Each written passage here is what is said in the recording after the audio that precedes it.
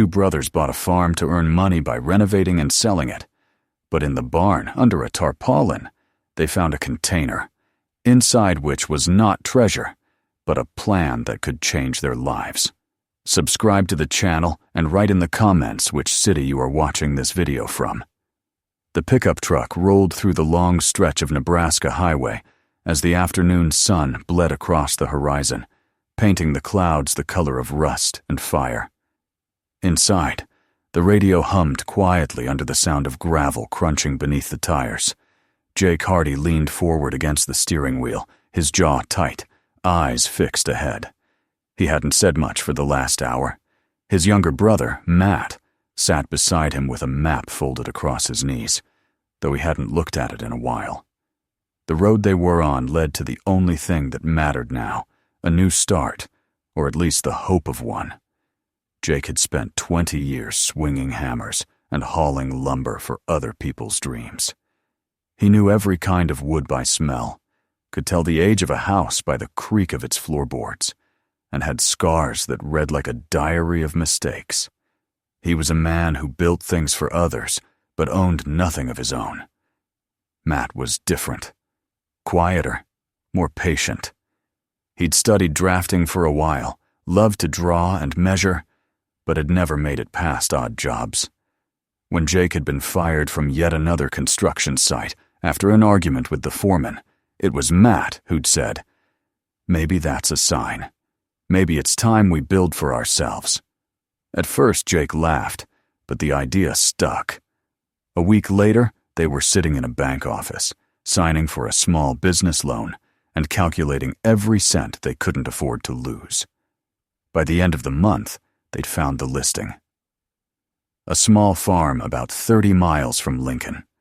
5 acres, an old house, a big barn, and a price that wasn't a steal, but wasn't a scam either. A fair deal, as the agent said.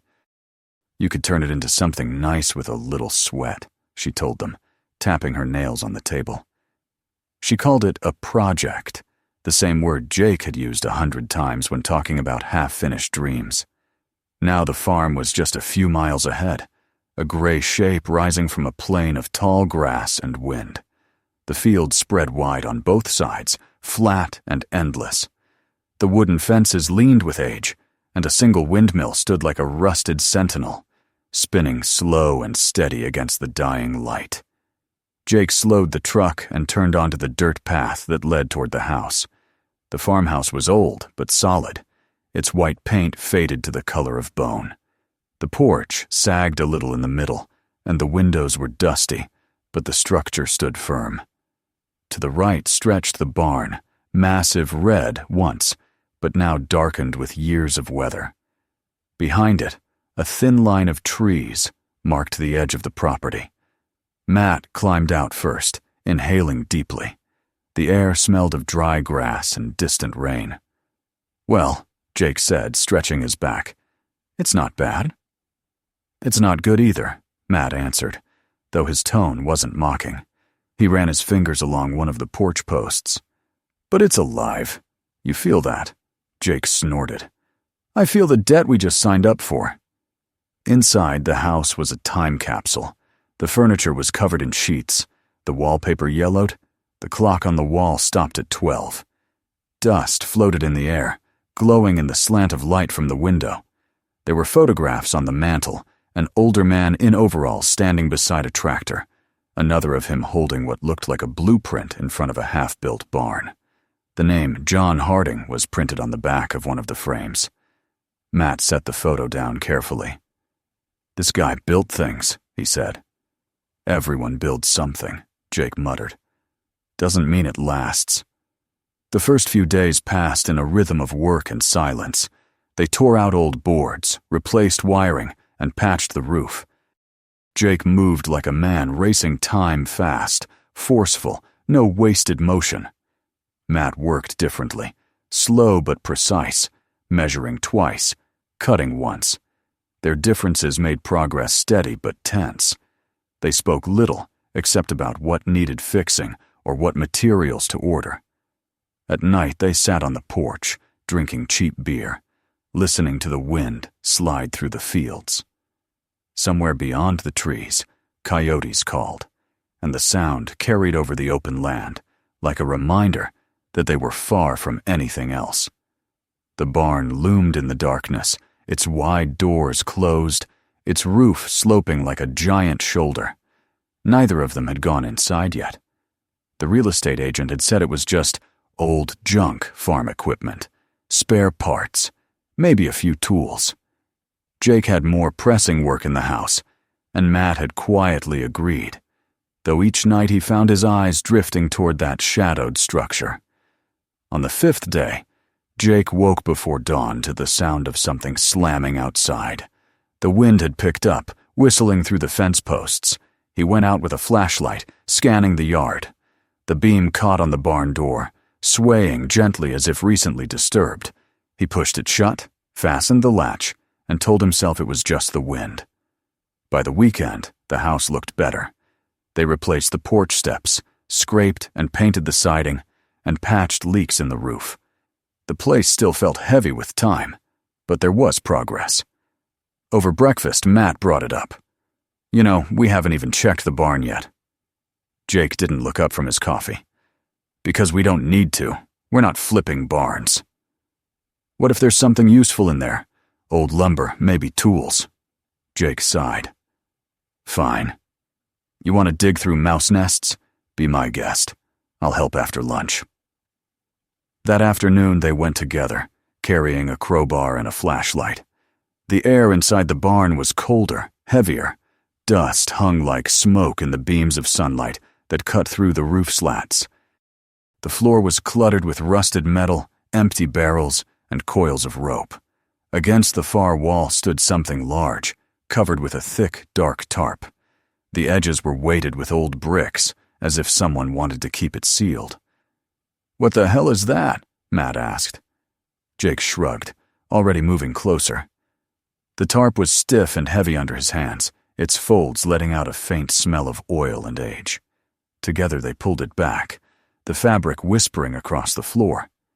Beneath it was a massive metal container, about 10 feet long and 4 wide, the kind used for heavy equipment or storage. Its surface was scratched, but intact, the corners reinforced with rivets. On the latch hung a small metal tag, engraved with 2 letters, J.H. "Harding," Matt whispered. The latch wasn't locked. It opened with a squeal that echoed in the quiet barn. When Jake lifted the lid, both men froze. Inside, neatly arranged, lay rows of pristine tools: power saws, wrenches, drills, boxes of screws, measuring devices, all organized with precision. Each tool gleamed faintly, as if oiled and cared for. In the bottom corner sat a weathered folder bound with a leather strap. Matt opened it. Inside were papers, blueprints, diagrams, sketches of houses, and pages of typed notes with the header Harding Builders. There were business cards, supplier lists, and contact sheets for contractors and lumber mills. Everything was cataloged, labeled, dated. At the very end of the folder was a folded sheet of yellowed paper. Matt hesitated before unfolding it. The handwriting was firm but uneven, as though written by an old man whose hands had begun to tremble. "If you are reading this, I didn't make it. I worked the land all my life, but I was meant to build. Not just fences and barns, but something lasting. My sons won't open this. They'll sell before they ever look. But if you found it, maybe you're builders, not sellers. Everything you need is here. All that's missing is time, and I've run out of that." For a long moment, neither spoke. The only sound was the faint creak of the roof and the slow thud of Jake's heart in his ears. "Well," he said finally, forcing a laugh that didn't sound natural. "Guess the old man was a dreamer." Matt didn't laugh. He ran his fingers over the edge of the paper, tracing the shaky lines of ink. Or maybe he just believed too much. Jake began lifting some of the tools, checking their weight, muttering prices under his breath. "You know what this stuff is worth? These drills alone, hell, we could sell half of this and pay off the loan." Matt didn't answer.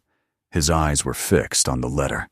The handwriting seemed alive, full of urgency, as if the writer had known someone like him might one day find it. When they left the barn, the sun was setting again, casting long shadows over the field. Jake pulled the tarp back over the container, though he didn't know why.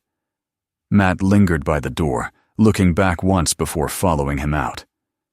That night, they sat on the porch in silence. The wind had died, and the air felt still, almost expectant. Somewhere in the distance, a train horn sounded, long and low, then faded into the plains. Jake took a slow drink of his beer. "We'll figure out what to do with it tomorrow." Matt nodded, but said nothing. His thoughts were already somewhere else. Inside that barn, beside that letter, hearing the voice of a man who'd built and dreamed and run out of time. When Jake finally went inside, Matt stayed on the porch. He could see the barn in the moonlight, its broad doors closed again. A thin line of light, silver and pale, slipped through a crack in the roof and touched the ground in front of it. He thought, for just a second, that it looked like the beginning of a blueprint, an invisible plan drawn by the night itself, waiting for someone to finish it. He stood there a long time before turning back toward the house, unaware that the wind had begun to rise again, stirring the loose edge of the tarp deep inside the barn. Beneath it, the tools gleamed faintly, untouched by dust or time, waiting for hands that still knew how to build. The next morning came slow and gray. A soft mist hung low over the fields, blurring the edges of the horizon. Jake stood at the kitchen window, a cup of black coffee cooling in his hand, watching the fog drift like smoke across the land. Behind him, Matt sat at the table with the folder spread open, his eyes moving over every page, as if trying to decipher something sacred. The house was quiet, except for the occasional groan of the old floorboards beneath their boots and the distant creak of the windmill outside. Jake broke the silence first. "You're still on that thing?" Matt didn't look up. "You should see this. It's not just notes. These are full project plans, material lists, schedules, supplier contracts. He wasn't just a farmer trying to build a shed, Jake. He was planning a business." Jake turned away from the window, his brow furrowed. "A business from 40 years ago. You think any of that means something now? We've got bills today, not dreams from the grave." Matt ignored him, tracing his finger down a column of handwritten costs and margins. "It's called Harding Builders. He designed modular homes, barns, workshops, all built from recycled wood and local steel. Affordable, efficient, beautiful. Look at this sketch. He even wrote down construction phases and partnerships. There's a plan to expand, to train locals. It's bigger than I expected." Jake sighed, rubbing the back of his neck. "That's great. But none of this pays for lumber or gas. We're already behind on the loan. We should sell half the tools, get cash flow, and finish the house." Matt finally looked up, his eyes steady. "And throw away everything this man left. Jake, he built this farm as a foundation for something. You saw that container? It's not junk. He left all this because he believed someone would finish it." Jake laughed, sharp and tired. "Finish what exactly? A dream? You can't live on belief, Matt. I've tried. It pays less than minimum wage." He walked to the sink, poured the rest of his coffee down the drain, and grabbed his jacket. "I'm heading into town. Need to check on some buyers for the leftover shingles. Try not to marry that old man's folder before I get back." When the door closed, the silence deepened again. Matt looked around the room, the wooden table, the cracked plaster, the dust on the windowsill, and imagined John Harding sitting there decades ago, writing out these same numbers under the same light. The old man's handwriting was precise, confident, and tired all at once. In one corner of the page, he noticed a note written sideways. "The land gives back to those who build with it, not on top of it." Matt folded the page carefully, placed it back in the folder, and went out to the barn. The air inside was still cool from the night. The tarp lay flat again, covering the container like a shroud. He walked around it slowly, noticing details he hadn't before: the sharpness of the corners, the way the floorboards beneath it had been reinforced, almost like it had been meant to stay there for years. On a workbench nearby sat old jars filled with screws and nails, labeled in neat handwriting. Against the far wall hung a wooden sign, half buried in dust: Harding and Sons Construction. He wiped the dust away with his sleeve, revealing the faded paint beneath. The lettering was careful, proud. Sons, plural. The man had expected his boys to carry on his legacy. But the realtor had said both sons sold everything right after the funeral, without even stepping inside the barn. Matt wondered if they had ever known what their father built, or if they'd simply seen another chance to make a quick profit. When Jake returned later that afternoon, he found his brother sitting on a stool in the barn, surrounded by open boxes and scattered papers.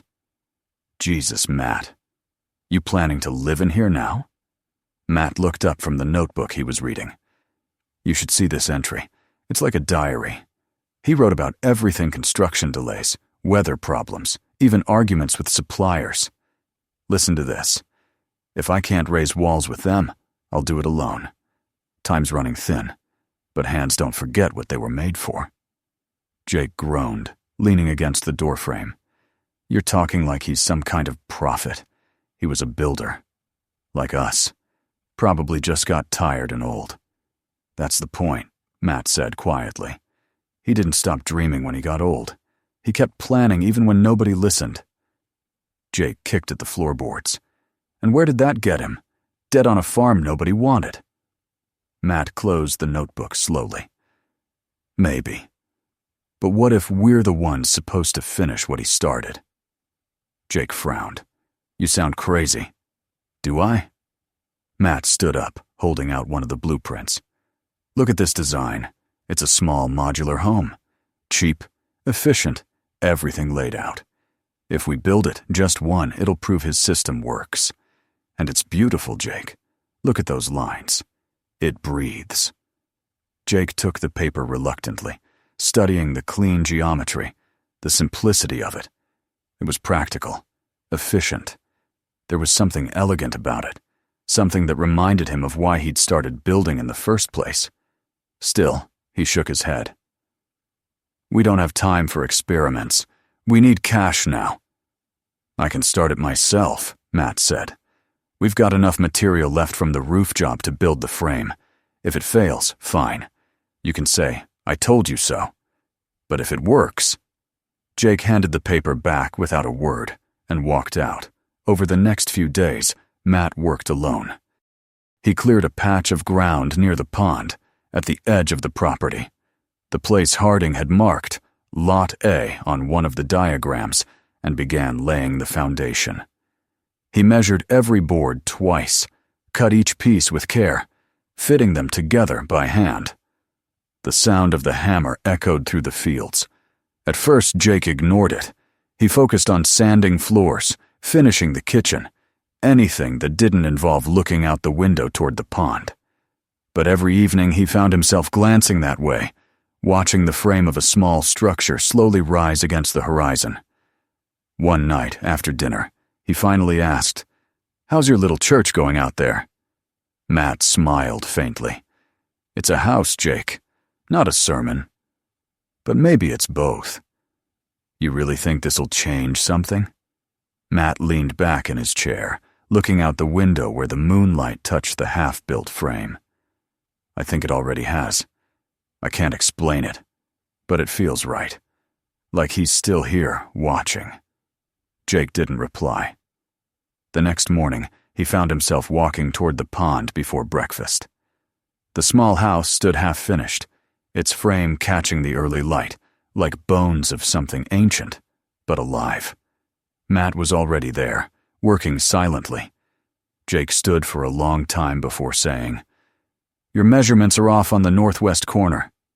Matt turned, surprised. You came to help or criticize? Both, Jake said, picking up a hammer. They worked side by side all day, barely speaking. The rhythm of their labor filled the air. The thud of nails, the hiss of the saw, the creak of wood under their boots. With each plank and beam, the walls began to rise, shaping not just a structure, but something deeper, something that felt like a bridge between two times. As the sun dipped low, they stood back and looked at the skeleton of the house. It wasn't finished, not even close, but it already had form, presence. The wind moved through the open spaces, carrying the scent of pine and earth. You know, Jake said quietly, he wrote that letter like he was talking to us, like he knew we'd be here. Matt wiped the sweat from his forehead. Maybe he did. Maybe this place doesn't sell itself to just anyone. That night, Jake dreamed of the barn. He saw the container open again, the tools gleaming like mirrors in the dark. The letter lay on top, but the handwriting shifted as he looked. It wasn't the old man's anymore. It was his own. He woke before dawn, breathing hard, the echo of hammering still in his ears. Days turned into weeks. The small house by the pond Harding's Lot A took shape. Jake brought in extra lumber, nails, siding. He stopped mentioning selling the tools or the farm. The project consumed them both. They worked through wind and drizzle, their hands blistered, their backs sore, but they didn't care. Every nail driven felt like a heartbeat. Every wall raised was a promise kept. When the frame was complete and the roof set, they stood in the doorway together. Jake brushed a hand along the edge of the wooden beam. It's solid. You did good work. We did, Matt said. Jake nodded, then added quietly, You think he'd be proud? Matt looked across the field where the old farmhouse stood, its windows reflecting the dying light. I think he already is. That evening, as the sky turned violet, Matt returned to the barn for more supplies. While rummaging near the container, he found something new, an envelope wedged under a metal brace. His name wasn't on it, but the handwriting was familiar. He opened it carefully, his hands trembling. If you are reading this, you've already built more than I did. I hoped for someone who would finish what I started. My sons won't come back. They lost faith long ago. But maybe faith is just another kind of building. Don't stop. The first house must stand before the frost. Matt read it twice, his throat tightening. He walked back to the small house and found Jake sitting on the porch, staring at the water. Without a word, he handed him the letter. Jake read it silently, then looked up at his brother. The moon rose behind them, pale and cold. We'll finish it, Jake said, before the frost.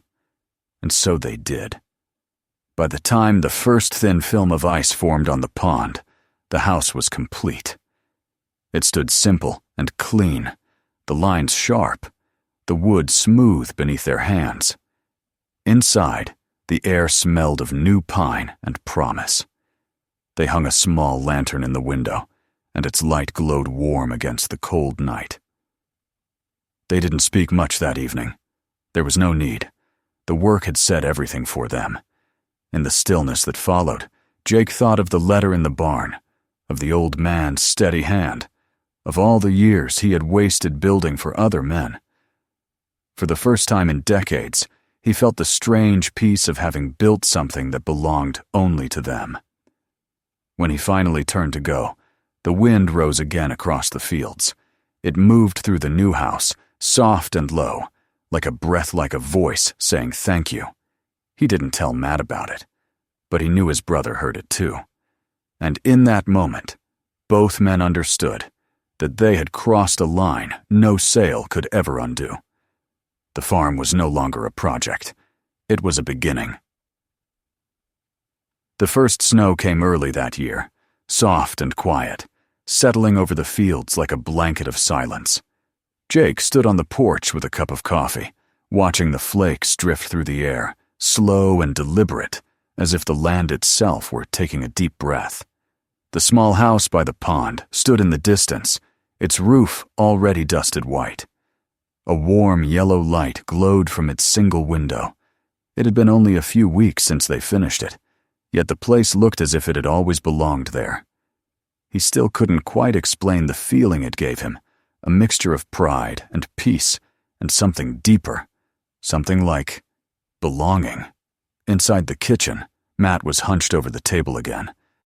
The folder with Harding's notes lay open, its pages now well worn and smudged with fingerprints. Next to it sat the old brass key they had found under the tarp a few days ago. Jake had thought it was just another spare, but Matt insisted it might open something. "The container doesn't need it," Matt had said the night before, turning the key over in his hand.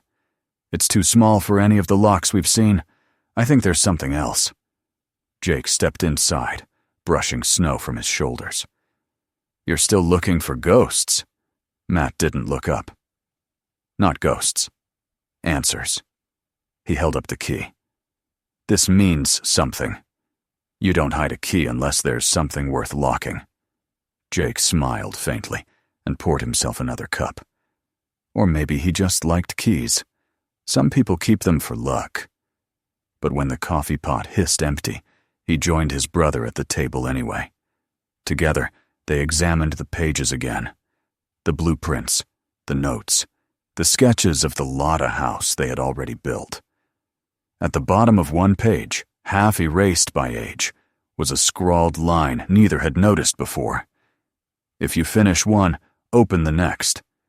They stared at the words for a long moment before Matt whispered, "The next what?" The answer came later that afternoon. The snow had stopped, leaving the air still and heavy. Jake was in the barn looking for nails when he noticed something odd behind the workbench, an uneven gap in the wall, barely visible in the dim light. He ran his hand along the boards and felt a draft. When he pushed, one of the planks shifted slightly, revealing a small compartment. Inside was a narrow wooden box, its lid carved with the same initials. JH, the brass key fit perfectly. Inside lay another envelope, sealed with brittle wax, and beneath it a small wooden model of a house, different from the first. The letter was short, but written in the same careful, trembling hand they had come to recognize. "If you have come this far, it means the first house stands. That was mine. This one is yours. Build it not for profit, but for purpose. The land remembers kindness longer than greed." Jake read the words aloud slowly, his voice low, almost reverent. When he finished, neither of them spoke. Outside, the wind began to rise again, whistling through the cracks of the old barn, carrying the sound of something like a sigh. That night, they spread the new drawings on the kitchen table. The model matched the plans perfectly. A larger home, designed for families, with a workshop attached. Harding had left every detail: materials, measurements, even the sequence of construction. At the bottom of the last page, in faded pencil, was another line: "Build where the sun breaks the frost first." Matt took a map of the property from the wall, tracing the morning light's path. "That would be the ridge behind the pond," he said. "The high ground." Jake nodded slowly. "Then that's where it'll stand." Over the next few days, they prepared the site. The frost was thick, the ground hard, but the brothers worked through it. They dug, measured, and set the foundation posts by hand. The process was slower now. Winter shortened the daylight, but there was no sense of hurry. The work itself felt different, less about money, more about meaning. When Jake lifted the first beam into place, he caught himself smiling, a rare thing these days. One evening, as they rested by the stove, Matt spoke quietly. "I've been thinking. We should register the company. Use his name, Harding Builders. It's what he wanted." Jake shook his head. "We can't. We're not his sons." "No," Matt said. "But we're his legacy. That's what matters." Jake looked at him for a long moment before nodding. Then we'll do it right. Harding and Hardy. Builders. The paperwork was simple, but the act felt significant. When the registration was complete, Matt placed the certificate in a frame and hung it on the wall above the kitchen table, next to Harding's faded photograph. For the first time, the house felt alive with purpose. Winter deepened. The second house grew slowly but steadily. Every morning they trudged through the snow to the ridge, their breath fogging in the air, their boots crunching over ice. The sound of hammers echoed across the fields like heartbeat against silence. Neighbors began to notice. One afternoon, a local farmer stopped by in his truck, curious about the noise. He watched for a while, then said, "You boys building for yourselves or for someone else?" Jake wiped his brow. "For both, I guess." The man nodded thoughtfully. "Looks solid. Haven't seen work like that in a long time." Word spread. Within weeks, 2 more locals came asking about repairs, then a young couple wanting a small cabin. Jake and Matt realized that what they were building wasn't just for Harding anymore. It was for everyone who still believed that a house could mean more than walls and a roof. By the time spring thawed the ground, the second house stood finished, a clean, simple structure with wide windows facing the sunrise. They named it the Ridge House. Inside on the mantel, they placed the small wooden model from Harding's box.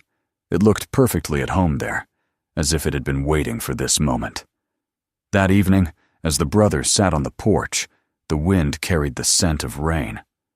The pond shimmered in the distance, and beyond it the first house still stood, untouched by weather or time. Jake leaned back, letting the silence stretch between them. "You ever think about what he meant by, 'the land remembers'?" Matt smiled faintly. "Maybe it's like people. It holds on to what you give it, good or bad. He built with care, and now it's giving back." Jake nodded slowly. "I used to think all this was about profit. Buying, fixing, selling. Now it feels like something else entirely." "It is," Matt said. "It's about building what time forgot." The next morning brought one more surprise. When Jake went to the barn for tools, he found something new sitting on the workbench, a single folded page, creased and yellowed. Neither of them had placed it there. The handwriting was the same. "If you finish the second, you have completed the promise. This land was meant for hands like yours. Keep building, not for me, but for those who will come after. When they ask what you do, tell them this: we build what others ran out of time to make." Jake held the note for a long time before handing it to Matt. They said nothing. Words weren't needed anymore. In the weeks that followed, they cleared out the barn completely. The container, once a mystery, became their storage unit, its contents now tools of the trade. They sanded the workbench, hung new lights, and painted a sign to hang above the door. "Harding and Hardy Construction. We build what time forgot." The company grew slowly, quietly, built on word of mouth and trust. People came from nearby towns, bringing old barns to restore, foundations to repair, dreams to rekindle. Jake handled the construction, Matt the planning. Together, they worked with the rhythm of men who had found their purpose at last.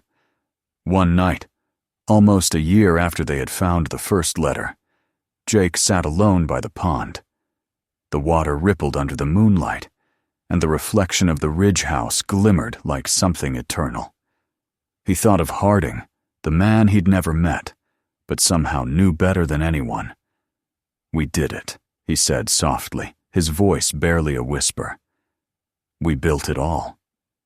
He heard footsteps behind him. Matt sat down beside him without a word. For a while they just watched the stars. "Funny," Jake said finally. "We came here to flip a property, ended up flipping our lives instead." Matt smiled. "He left the plan. We just followed it." They sat until the night turned cold. the sound of wind moving gently through the trees. Somewhere behind them, the barn creaked, a soft, familiar sound, like the land itself shifting in approval. By dawn, frost shimmered on the grass, but the world felt new again. The farm that had once been empty was alive with purpose. 2 houses, a workshop, and the steady heartbeat of work yet to come. Inside the barn, the sign caught the morning light, its painted letters glowing faintly gold. Beneath it, the old container still stood, its lid slightly open, revealing nothing more than tools, wood, and the promise of what could still be built. Matt placed the last of Harding's papers inside, closed the lid, and pressed his palm against the cold metal.